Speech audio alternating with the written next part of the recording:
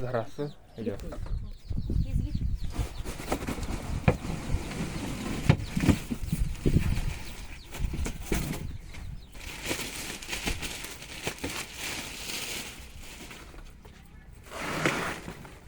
चाक्याला लावायचेत का काय कसं? लावा चाकम लाव. लावून दे. नंबर कलर आला. हो बघा, फुल्ली ऑटोमॅटिक गिरण असते. म्हणजे धान्य टाकलं की चालू होत्या, दळून झाले की ऑटोमॅटिक बंद होत्या. आपण काय करायचं, फक्त चाळण तेवढी लावायची.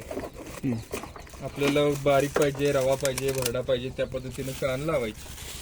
प्रत्येक चाळणीवर नंबर असतात. बघा, 0 नंबर, 1 नंबर, 1.5, 2. आता 0 नंबर जर बसवली तर अतिशय बारीक पीठ येणार आणि 1 नंबरला पण बारीकच येणार आहे. फक्त 0 पेक्षा थोडस नकळत मोठं येणार. 1.5, 2 ला पण थोडस पीठच येते, पण थोडस मोठं सर असं पीठ येते. 3 ला बेसन येते, 4 ला मोठं लाडवाचं बेसन येते, 5 आणि 6 ला भरडा येते. थोडक्यात काय, 0 नंबर पासून जसं नंबर वाढवत जाणार तसं पिठाचा रवा भरडा पडत जाणार. मग आता रेग्युलर सगळेजण 0 किंवा 1 वापरतात. मी आता 1 नंबर लावून ठेवतो.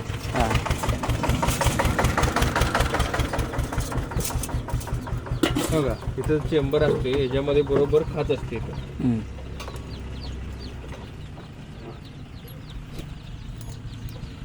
या काचांमध्ये बरोबर चाळण बसवायची. उलटी किंवा सुलटी बसवली तरी चालते. आता तुम्ही कसं आहे, चक्की स्वच्छ आहे, नवीन आहे, त्यावेळी दळताय त्यावेळी नंतर चाळण बदलणार आहे, त्यावेळी ब्रशनं काय करायचं, सगळं स्वच्छ करून घ्यायचं. पिठावर चाळण ठेवायची नाही.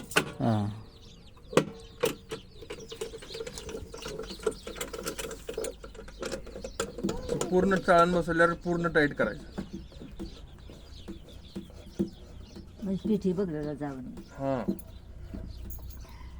आणि टोपण बसवायच्या वेळेला या तुम्ही ज्यावेळी पीठ काढून घेताय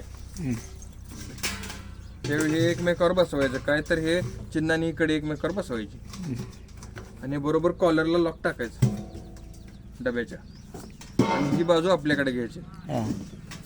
बरोबर स्ट्रेट सरकून बसवायचं. झालं. एवढं केल्यानंतर तुम्ही धान्य टाकायचं, ऑटोमॅटिक दळून ठेवते. आणि इथं फक्त मोड असतंय.